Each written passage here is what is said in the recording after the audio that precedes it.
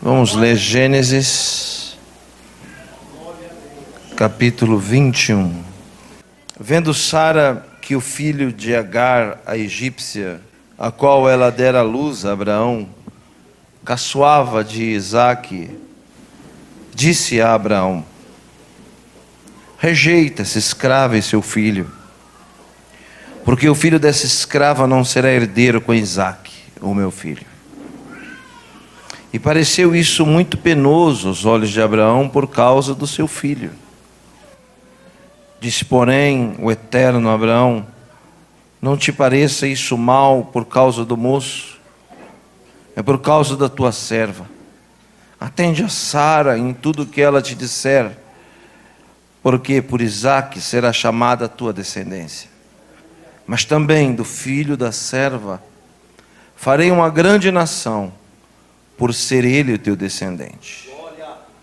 Levantou-se, pois, Abraão de madrugada, tomou o pão e um odre de água e pôs as costas de Agar e deu-lhe o menino e despediu.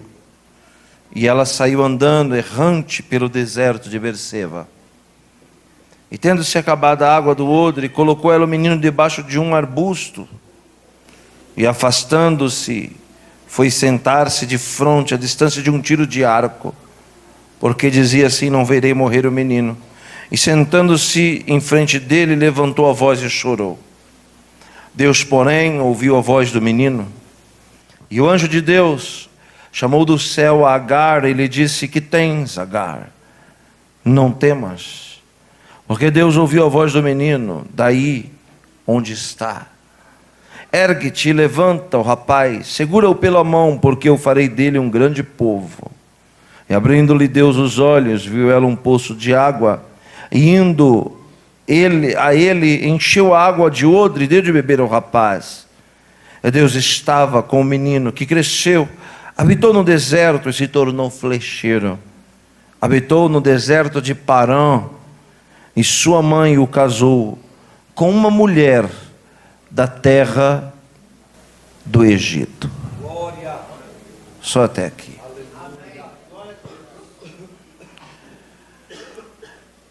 No próximo dia 13 de maio, portanto daqui a um mês, nós vamos comemorar uma data que para muitos já foi esquecida. Em 13 de maio de 1888, a nossa honrosa, digníssima princesa Isabel assinou aquela que é chamada Lei Áurea. O que é a Lei Áurea? A Lei Áurea é o ponto final, eterno e permanente da escravidão, o fim definitivo da escravidão no Brasil. Para quem não sabe, o Brasil foi um dos últimos países do mundo a abolir a escravidão.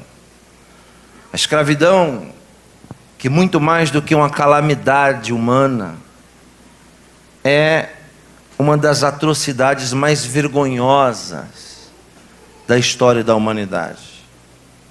Depois da perda da vida, a perda da liberdade é a maior de todas as perdas. Todavia, o texto que nós acabamos de ler conta uma história que aconteceu há 4.100 anos atrás, quando o mundo era bem diferente dos dias de hoje. Naquela época, era normal se ter escravos. E aqui, pela única vez, preste atenção, a Bíblia é um livro interessante, porque a Bíblia é um livro que fala muito de poucos e fala pouco de muitos. Esta daqui é a única experiência, é a única história de uma mulher chamada Agar. Então, ela está no grupo dos muitos, que a Bíblia só fala uma única vez. Não existe uma outra história de Agar. Não existe uma outra experiência, um outro contato, um outro momento, um outro mover na vida de Agar. Esse foi o único. Mas ainda que seja o único mover, foi suficiente para que a história dela estivesse sendo ouvida aqui. 4.100 anos depois, do outro lado do mundo. A Bíblia diz que Agar, preste atenção por gentileza. A Bíblia diz que Agar era egípcia. E era também escrava. Olhe para mim. Eu fiquei muito perplexo com essa afirmativa. Como pode um egípcio, há 4.000 anos atrás, ser escravo? Porque há 4.000 anos atrás, o Egito era a maior potência do mundo. Não existia país no planeta mais poderoso. Não existia cultura no planeta, há 4.000 anos atrás, mais consistente, mais forte.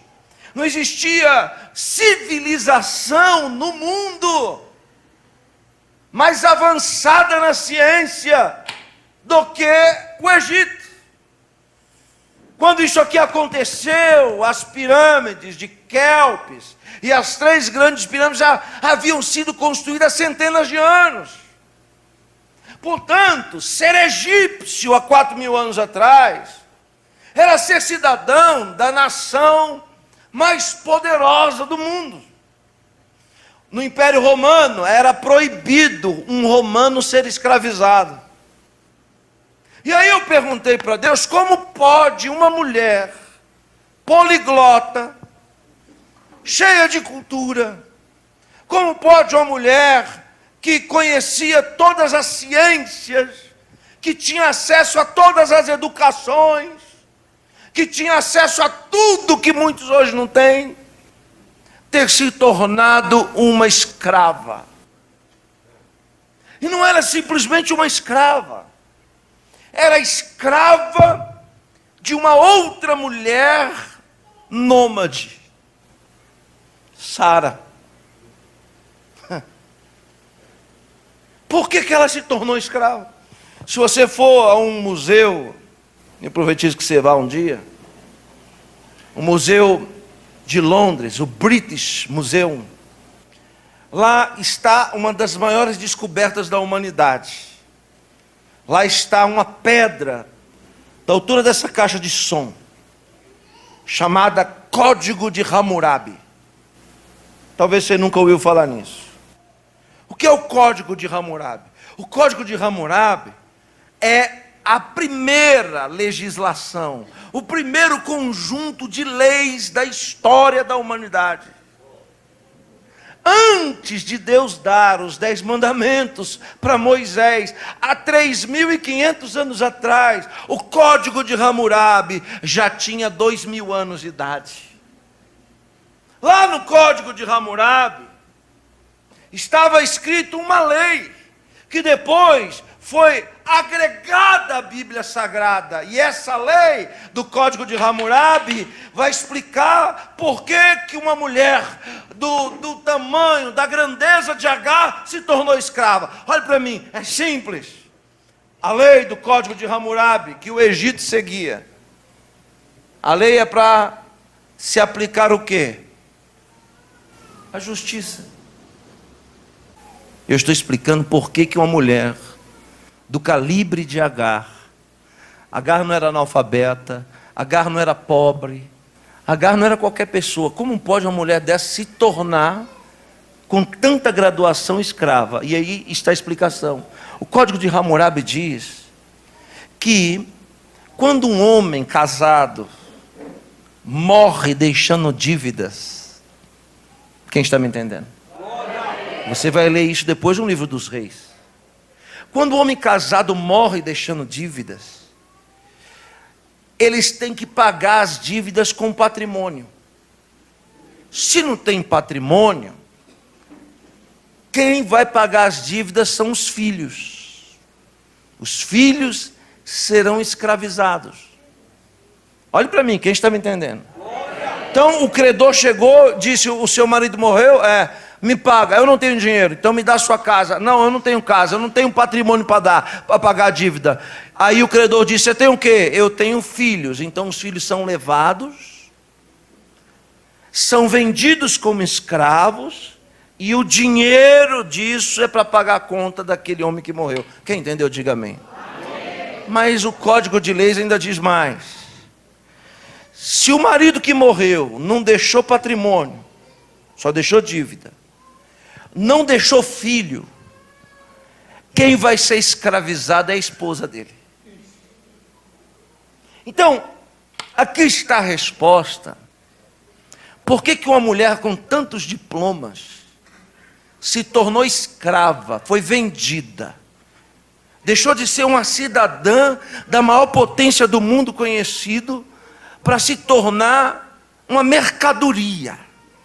Agar deixou, ela perdeu a sua dignidade e foi vendida como uma mercadoria. Agora, olhe para mim, não era uma mercadoria qualquer não.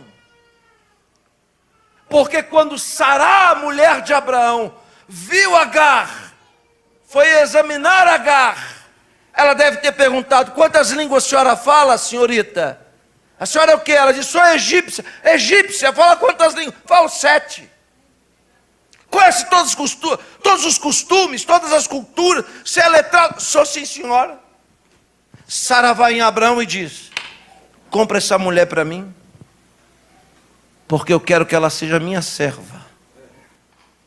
Agar não foi comprada por Sara para carregar tijolo na rua, não. Não foi comprada por Sara. Ouça o que eu estou dizendo. Sara é nômade. Sabe o que é nômade? Nômade é alguém que não tem casa, não tem paradeira, habita em tenda. Olha aqui para mim o que eu estou dizendo. Sara olha para Abraão e diz: compra essa mulher para mim. Eu quero ela para ser minha serva. Mas não é para puxar água lá no poço. Mas não é para cuidar dos cabritos na rua, não. Eu quero que ela habite dentro da nossa tenda.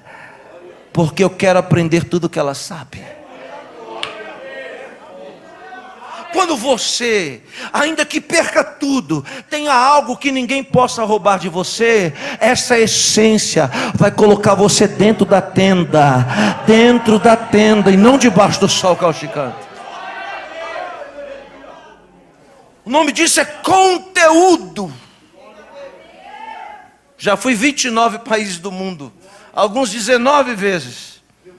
Pior coisa que pode existir é crente vazio, sem conteúdo. Porque quando é vazio, sem conteúdo, vai perder os dentes na esquina, carregando peso debaixo de chibata. Mas quando tem conteúdo, ainda que sofra, Deus o permita viver na sombra da tenda. Sará disse: eu quero essa mulher para mim. Eu quero que ela seja minha companheira dentro de casa. Ela não vai fazer trabalho de rua não, ela vai fazer trabalho dentro de casa. Vai cozinhar para mim, deve cozinhar bem, é egípcia. Tudo que ela faz deve ser com excelência. Eu quero ela para mim. Coloca Agar dentro de casa, preste atenção. A amizade, os laços entre Agar e Sara se fortalecem. E então um dia, Sara percebe que ela não pode dar um filho para Abraão. Então quem que ela recorre? A sua melhor amiga. Ela vira para Agar e diz: você é uma pessoa de confiança. Você é uma pessoa que eu tenho afeto, amor. Vai ser honroso para mim, Sara falando para Agar, que você se deite com meu marido, que ele coabite com você, e através de você, Agar, através do seu ventre, seja gerado um filho para mim. Agar se constrange, porque essa não é uma cultura egípcia. Deitar-se com outro homem para gerar um filho para outra mulher que não será dela, terá o sangue dela, mas não será propriedade dela. Para quem não sabe, mas se você sabe, não é problema relembrar. Antes da Lei Áurea ser assinada, foi assinada uma outra lei chamada Lei do Ventre Livre, que era o quê? Os filhos de escravos que nasciam libertos, não eram escravos. Portanto, antes da Lei do Ventre Livre, quando uma escrava dava à luz a um filho, aqui no Brasil, em toda parte do mundo, quando a escrava dava à luz a um filho, aquele filho não era filho dela, era filho do dono dela. Se o patrão da escrava quisesse vender aquela criança, ele vendia e apartava eternamente o filho da mãe. Agora, Sara vira para Agar e diz assim: como pode, né, uma mulher crente como Sara? Você vai gerar um filho para mim. Ou seja, eu vou usar a sua barriga, o seu sangue, o seu ventre, mas a sua dor eu vou usar, mas na hora da alegria ela será minha.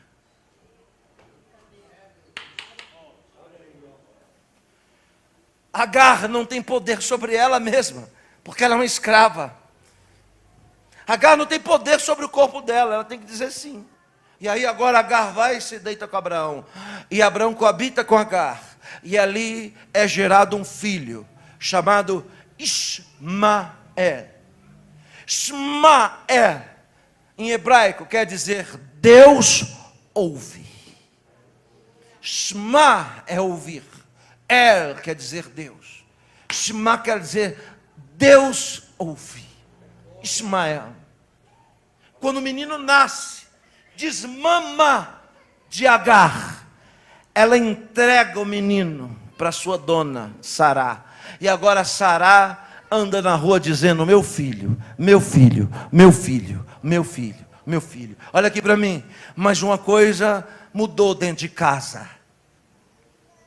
Sará faz com que Agar seja enviada para fora da tenda. Por quê? Para que ela não crie vínculos amorosos com o menino. Para que o menino não cresça e um dia Agar na cozinha vire para Ismael e diz assim: ô Ismael, menino, vem cá, a sua mãe verdadeira sou eu. Para Ismael não descobrir que a sua mãe verdadeira é Agar, então Sará bota Agar para dormir em outro lugar distante, porque Abraão era rico e possuía várias tendas, e bota Agar para dormir em outro lugar. E agora Agar não perdeu só o marido, não perdeu só a família, não perdeu só a nacionalidade, Agar não perdeu só a liberdade, Agar não perdeu apenas o seu filho, Agar perdeu também a sua dignidade, foi jogada no lixo. E Agar agora fica distante do menino, para nunca dizer para ele que Ismael é filho dela.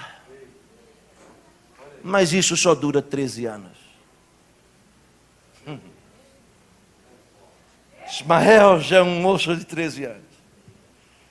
Quando nasce a promessa, Deus disse para Abraão, disse: Ismael é seu filho, mas ainda será gerado de Sará aquele que chamarei a sua descendência. E com 94 anos de idade, Sará fica grávida de um homem de 99.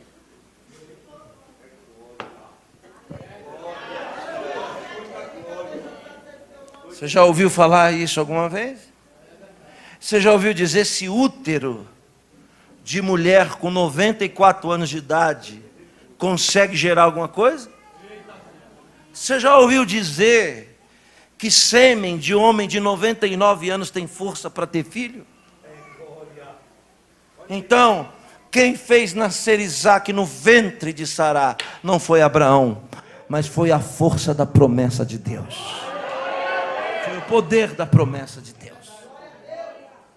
Porque tem coisas que a gente não pode fazer, mas Deus pode. E se Deus quiser fazer, não há ninguém que possa impedir.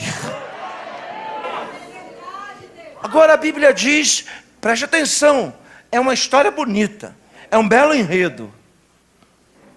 Agora o menino nasce e vira o caçula da casa.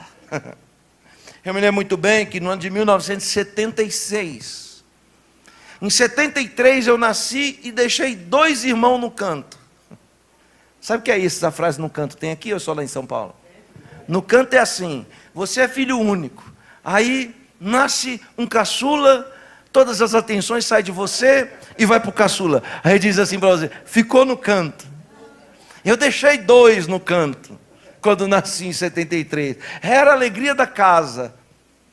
Fiquei 3 anos soberano na casa. Mas em 1976, nasceu minha irmã Gislene, branquinha, dos olhos verdes. Aí você imagina quem foi para o canto.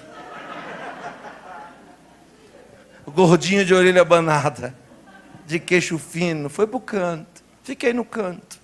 Ismael ficou no canto quando Isaac nasce. Olha aqui para mim. Às vezes a gente precisa ser colocado de canto. Porque se a gente estiver no meio dos refletores, Deus não vai fazer o que Ele tem que fazer. Eu vou dizer algo aqui da parte de Deus. Tem pessoas aqui que estão atrapalhando o trabalhar de Deus na sua própria vida. Quando a gente é colocado de canto, entre aspas, esquecido. Eu estava indo para Taubaté, 40 quilômetros de São José dos Campos, com um moço, um pastor obreiro, chegou de Portugal, triste. Aí eu fui e contei para ele a história de Saulo. Você conhece a história de Saulo? Atos capítulo 9. Paulo ficou 4 anos e meio matando crente. 4 anos e meio matando crente. Quando ele se converte, Deus fala para Ananias, vai lá, porque tem um moço te esperando e o nome dele é Saulo. Aí Ananias diz, eu ir lá, mas esse cara é violento, só sabe matar os outros. A resposta de Jesus é, vai, porque este é vaso precioso para mim. Importa sofrer pelo meu nome. Ananias vai, põe a mão em Paulo assim, ó, e já sai correndo. Nunca mais Ananias e Paulo se viram. Quando Paulo se levanta da cegueira, enxergando, ele diz, agora eu sou crente. Ninguém acredita. As pessoas não são obrigadas a acreditar em nós. Não adianta você querer colocar de goela abaixo. Para as pessoas acreditarem em você, você precisa convencer elas com atitude. O que Saulo faz? Saulo desaparece. Vai para a Arábia Saudita, desaparece. Ele aparece o dobro de tempo depois, 9 anos depois. Ele reaparece pregando. Aí sim todo mundo olha para ele. Depois que ele passou pelo processo de ter ficado no canto. Então se alguém te esqueceu, isso não é ruim, isso é bom. O foco das atenções estão saindo de cima de você. E quando a gente é levado para o canto, aí é que Deus começa a trabalhar. Porque quando Ismael vai para o canto, já mocinho, aleluia, estou sentindo a presença de Deus. Quando ele é rejeitado, rejeição, é um perfil de alguém que segue a Deus. Porque Jesus não foi aceito. O profeta Isaías diz que para ele ser o Machia, ele tinha que ser rejeitado. Rejeição faz parte de quem é escolhido. Então não adianta você querer só ser aceito, se a gente precisa ser rejeitado. Ismael é rejeitado e botar de canto pela própria Sara, que o mimou até ontem. E o que Ismael faz? Começa a caçoar, a zombar de Isaac. Olha aqui para mim. E é nessa palavra, no caçoar de Ismael, que Deus muda a história dele. Porque o texto original dessa paraxá, dessa porção, não aparece a palavra caçoar. Raniel, aparece a palavra incomodar. Ou seja, quando fala que Ismael caçoa, zomba de Isaac, o menino, você imagina assim, mas não é isso que o texto original quer dizer. O texto original quer dizer que simplesmente a presença de Ismael incomodava a família de Isaac. Quando Deus quer fazer alguma coisa, só a sua presença já incomoda. Lá na escola, lá no serviço, lá no trabalho, onde você está, incomoda de boca fechada. Porque no texto em português dá a entender que esse menino ficava caçoando, implicando, assim que a gente fala, né? Implicando com mais moço, mas não era não, era simplesmente a presença dele, incomodava Sará. E olha aqui para mim, um dia Sará chama Abraão e olha o trabalhar de Deus, diz para Abraão assim: Abraão, não quero mais ver esse menino aqui em casa, manda ele embora. Parece mal isso, não parece? Não parece egoísmo, não parece? Mas veja o trabalhar de Deus. Olha a sabedoria de Abraão. Abraão vai e diz para ela o seguinte: você não pode mandar ele embora sem dar carta de alforria para a mãe dele.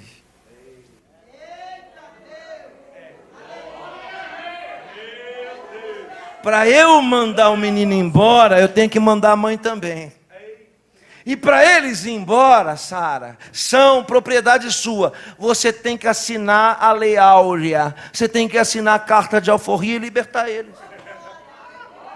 Alguém que estava condenado a morrer escravo, que está lá capinando lá do outro lado da horta, que perdeu o filho, perdeu tudo. Agora Sara olha e diz assim: então pode liberar eles, pode dar carta de alforria para eles, pode mandar eles embora. Aí o Senhor aparece à noite para Abraão e diz assim: Abraão, é de muito gosto para mim. Não fique pensando que isso é mal, isso é bom. Olha, então isso quer dizer o quê? Que a vida pode ser vista sempre por um outro ângulo. O diabo quer que você só veja as coisas ruins, o lado ruim da história. Mas não tem só um lado ruim da história. Tem um lado ruim sim, mas também tem um lado bom da história. E o lado bom da história vale mais a pena do que o lado ruim. Então às vezes você está achando que está perdendo. Recebe quem entende? Você não está perdendo, você está ganhando. Aí o Eterno fala para ele: libera. Aí Abraão vem, assina aqui, Sara. Sara vai e assina a alforria. Chega lá em Agar, Agar assustada, 13 anos sem ver o filho, escrava. Chega em Agar e diz: Agar, a partir de hoje você tem uma identidade. Você agora voltou a ser quem você era, livre. Aleluia, estou sentindo a presença de Deus. Outra coisa, Agar, não fica aqui no deserto não. Volta para sua terra, volta para sua pátria. Aí Agar diz: tá bom. Só que entre o lugar onde eles estavam acampados até o Egito tem um deserto. Eu já passei lá uma vez, chamado deserto de Berseba. Esse nome Berseba vai aparecer várias vezes na Bíblia, porque esse é o deserto que faz ligação entre o Egito, onde está o Monte Sinai, e a Terra Santa. Esse deserto, senhoras e senhores, faz 50 graus de dia na sombra. Na sombra. E de noite, 5 abaixo de zero. Olha aqui para mim. Está achando Brasília seco? Você não sabe o que é a umidade do ar no deserto de Berseba. O que você faz quando você sente calor? Chegou em casa agora, todo suado, o que você faz? Tira a roupa. Opa, eu vi Israel aqui suando. Vai chegar lá, ele vai tirar essa roupa, vai torcer. Vai sair um outro Israel ali daquela camisa. De tanto que ele suou. Então, quando você soa, naturalmente aqui no Brasil, você arranca a roupa, sim ou não? Sim. E refresca, sim ou não? Sim. Você já reparou que os nômades do deserto andam enrolados só com o olho para fora? Aí você vai dizer assim: mas com um calor desse, esse rapaz devia tirar essa roupa quente, vai morrer aí dentro sufocado. Mas eu vou lhe explicar uma coisa: no deserto de Berseba, se você tirar a roupa e começar a suar, você desidrata, em 26 minutos você está morto, porque a umidade vai sugar toda a água do seu corpo, via as narinas e todas as mucosas. de modo que em 26 minutos você não percebe, vai desidratar de um jeito que você não pode beber água, que quiser você não recupera, morre. Por que os nômades ficam enrolados? Eles só com o olho para fora, para manter a umidade do corpo. A água continua com eles. E a sequidão do deserto não seca. É esse o caminho que ela tem que fazer para chegar no Egito. Abraão chega e entrega o menino para ela com 13 anos. Uma botija de água e pão. Olha para ela, estou toda arrepiada. E diz: você hoje é livre. Mas a liberdade tem preço.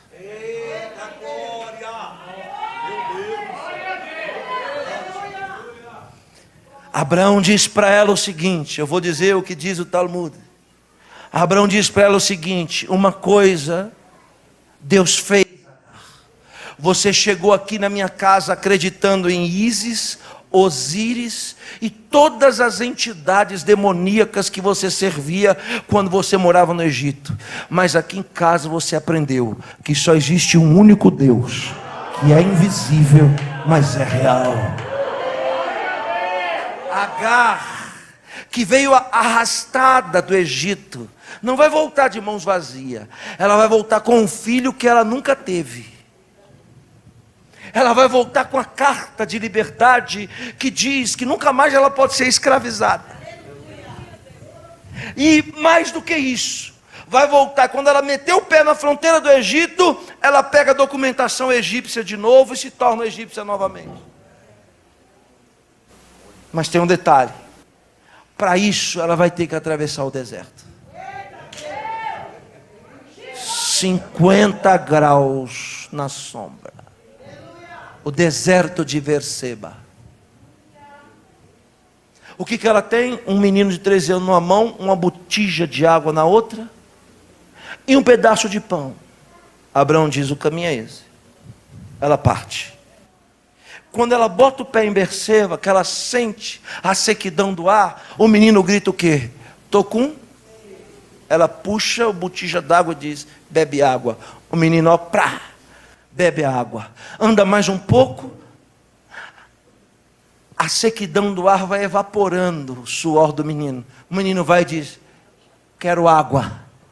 Ela vai, pum, água de novo, água de novo, água de novo. Olhe para mim. Ela entrou dentro do deserto e andou 10 quilômetros e a água acabou. Irmão, da onde ela estava para onde ela tinha que chegar, são 120 quilômetros. Quando deu 10 quilômetros, a água acaba. O menino diz: mãe, eu quero água. Ela diz: não tem água, só tem pão.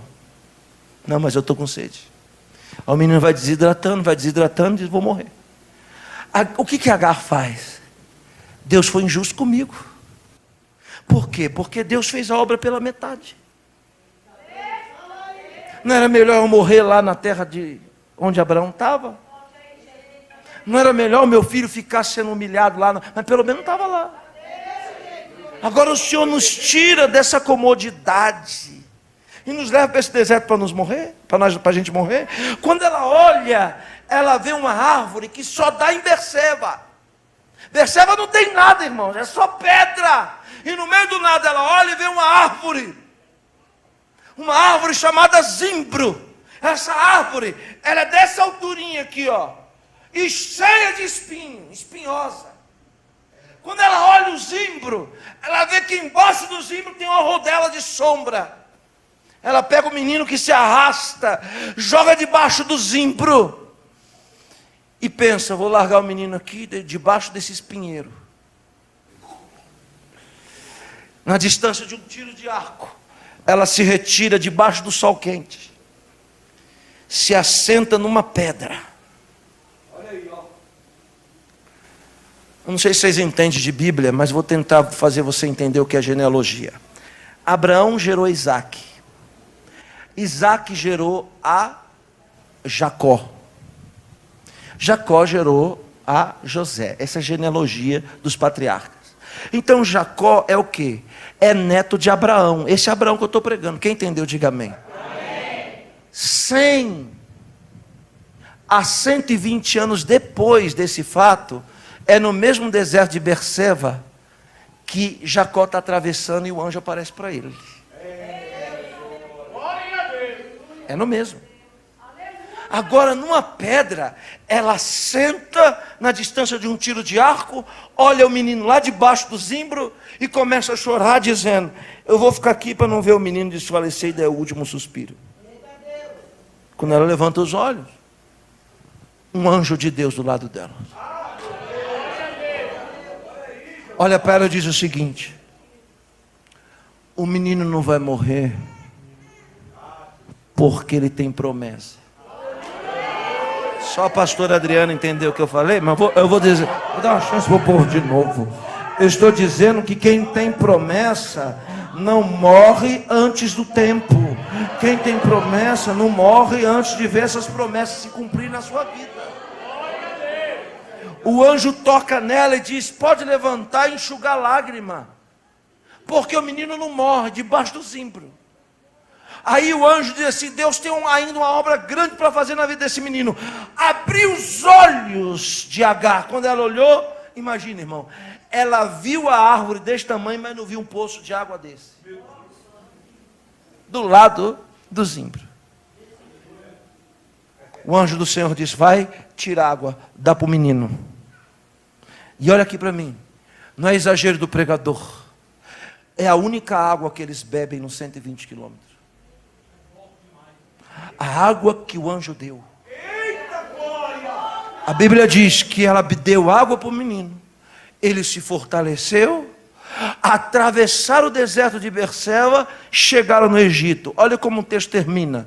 O menino ficou forte e robusto, flecheiro, e sua mãe, eu estou todo arrepiado, o fez casar com a mulher egípcia. Deus restituiu a cidadania, a liberdade. Deus deu a ela um filho que ela não tinha. Muito mais do que tudo isso, o que Agar trouxe, mais valoroso do que tudo isso, foi que agora ela acredita no Deus de Abraão. Deus disse assim: deste menino desprezado, eu vou levantar 12 nações. Já viu o mapa mundi? Já viu o mapa mundi? Quando você olhar para o mapa mundi, você vai ver um lugar no mundo chamado Oriente Médio. Quando você olhar o Oriente Médio, você vai ver uma tirinha de terra minúscula, chamada Israel. Mas quando você olhar o Oriente Médio, você vai olhar ao redor de Israel, e vai encontrar 13 nações árabes. Os descendentes de Ismael são os árabes. Os descendentes de Ismael são donos hoje de 89% do petróleo do mundo. 89% do petróleo do planeta pertence aos descendentes de Ismael, porque sua mãe o colocou debaixo de um zimbro. Só Israel entende? Então vou dizer de novo. Faz conta, 1750 anos depois, 1750 anos depois de Ismael, o rei de Israel se casa com uma mulher chamada Jezabel. E essa Jezabel faz uma promessa para o profeta de Deus chamado Elias. Ela diz para Elias: pode fugir que eu vou te matar. Elias se levanta, diz a Bíblia Sagrada no livro dos Reis, e diz: eu vou fugir para Horebe. Horebe aonde? No Egito. O que Elias pensa? Eu vou fugir de Jezabel, me escondendo nas montanhas do Egito. Só que do lugar onde Elias estava para o lugar que ele queria fugir, tinha um deserto chamado deserto de Berseba. 1750 anos depois de Ismael, o profeta Elias foge pelo mesmo deserto, pedindo a morte. Quando Elias começa a desidratar, na cilada de Berseba, no calor de Berseba, Elias olha e vê o quê? Um pé de zimbro, um espinheiro. O que Elias pensa? Vou deitar debaixo do espinheiro e vou morrer. Mas quando Elias deita debaixo do espinheiro, o anjo da água volta a aparecer de novo. Toca no profeta Elias, eu estou todo arrepiado, e diz: Elias, levanta, come deste pão, bebe desta água, longue a sua jornada, caminharás 40 dias e 40 noites, e não vai precisar mais beber água quando você tomar essa água aqui.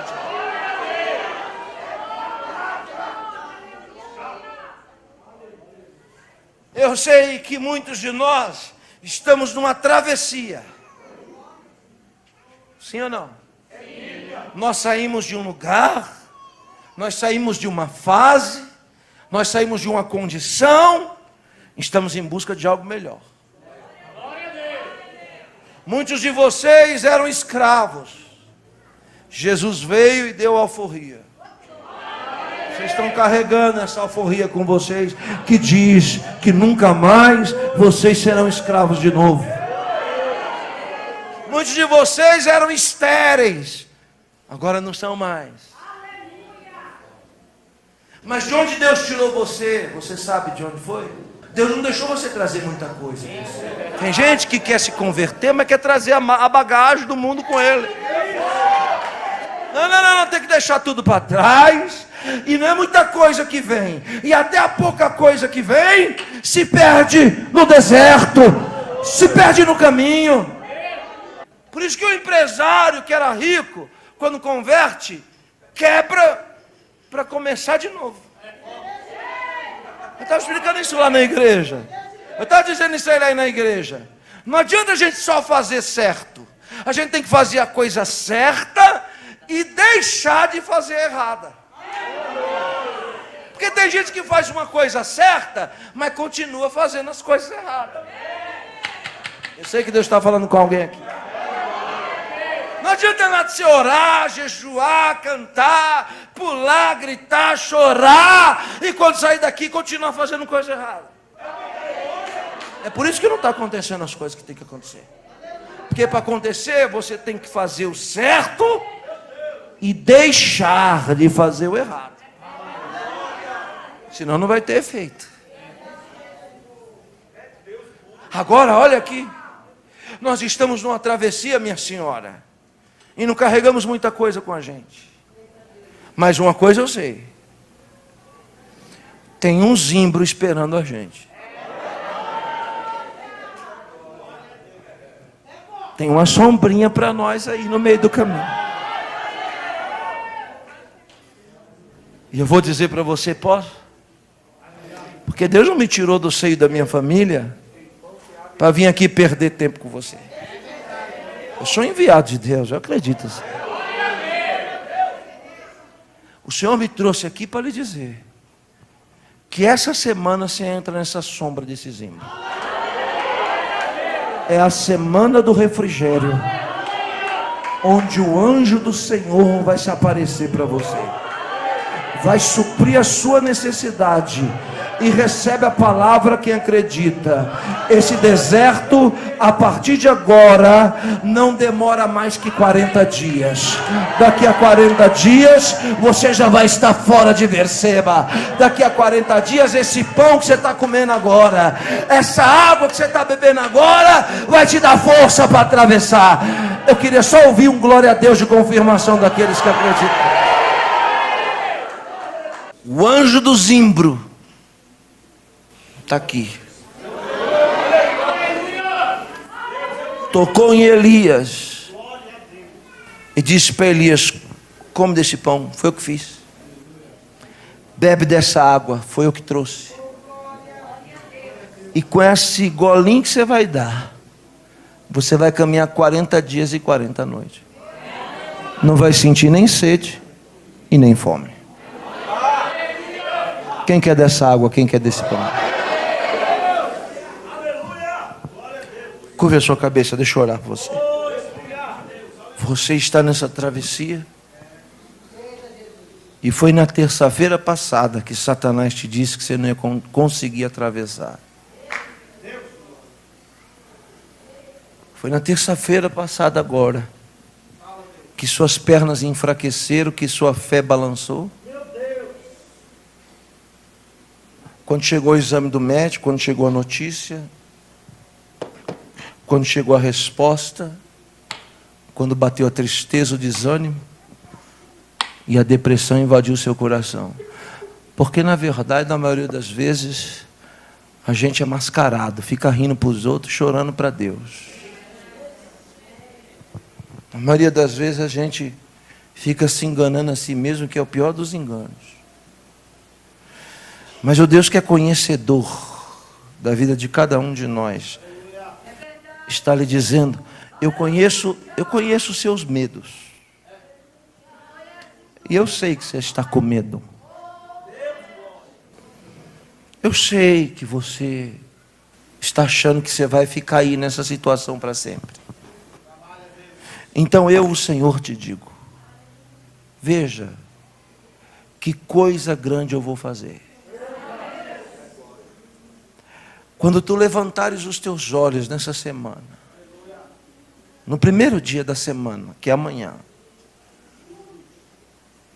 você vai já começar a enxergar esse zimbro.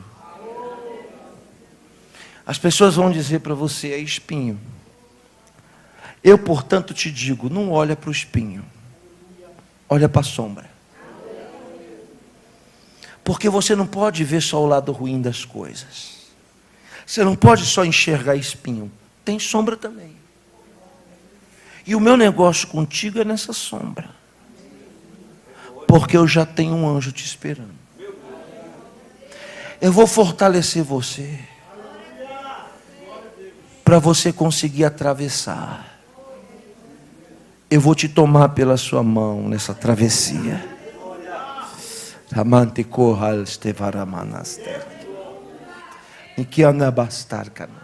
Eu vou te fortalecer de tamanha grandeza que você não vai sentir mais falta.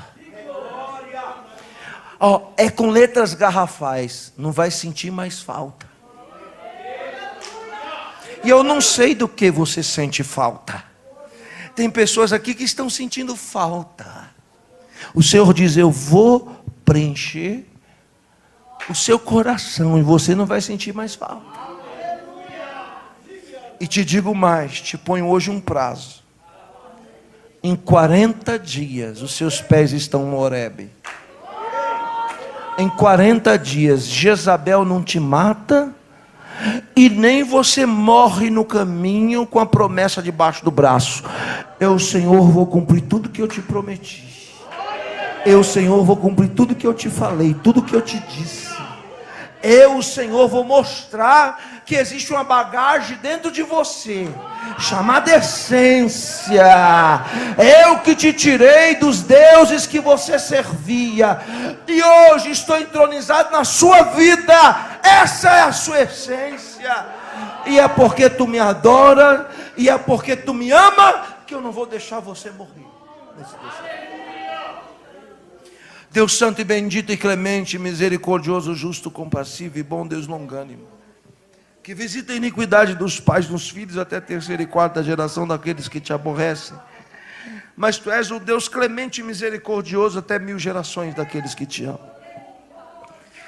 Abençoa essa casa de oração, os anjos dessa igreja que serve a água para esse povo. Ó Senhor, fortalece essa caravana de pessoas nessa travessia árdua por esse deserto. Não os deixe perder o ânimo. Os faça enxergar ainda esses dias. Este pequeno arbusto que é um demarcador de fronteira, que é a mudança de uma fase no meio do deserto. A água que a gente precisa está lá. A água que o anjo dá e que nos dá, nunca mais nos dá sede, e nos faz atravessar 40 dias sem beber água, sem sentir falta. Esta mulher não vai mais sentir falta do que ela está sentindo. Este homem não vai mais sentir falta do que ele está sentindo.